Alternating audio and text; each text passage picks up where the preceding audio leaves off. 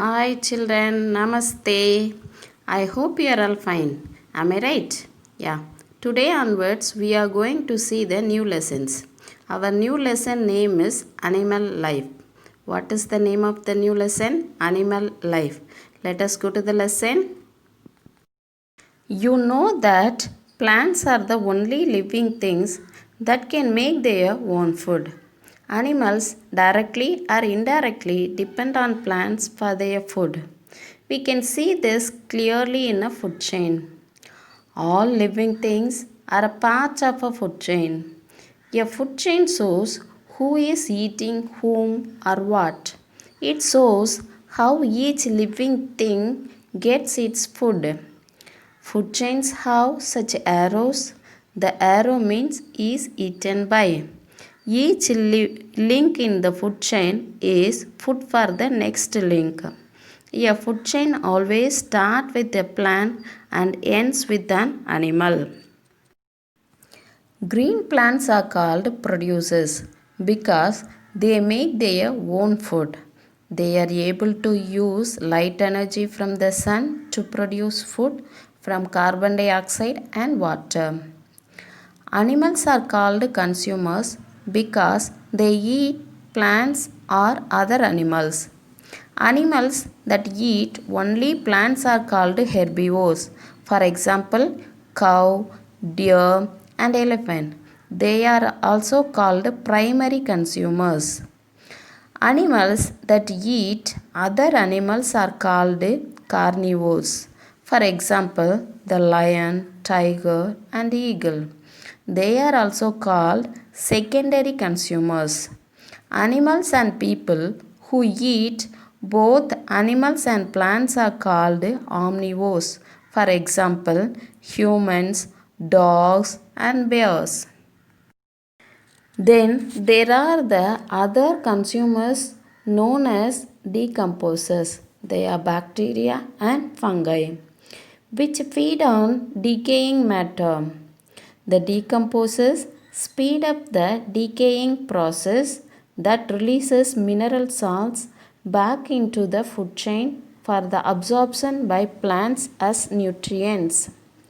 As animals eat more than one thing, they can be part of more than one food chain.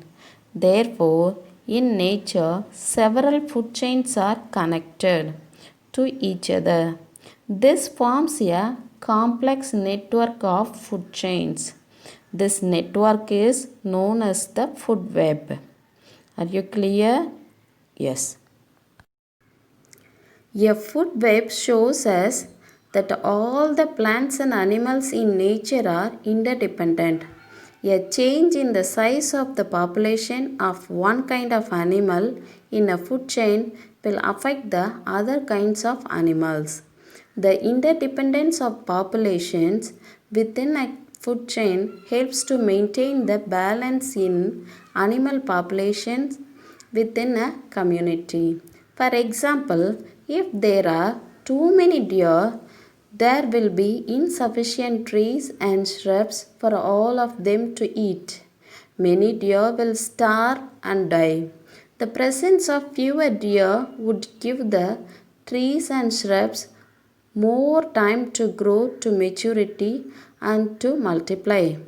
But it would also mean that there is less food available for the lions to eat. Therefore, some lions will starve to death. When there are fewer lions, their deer population will increase.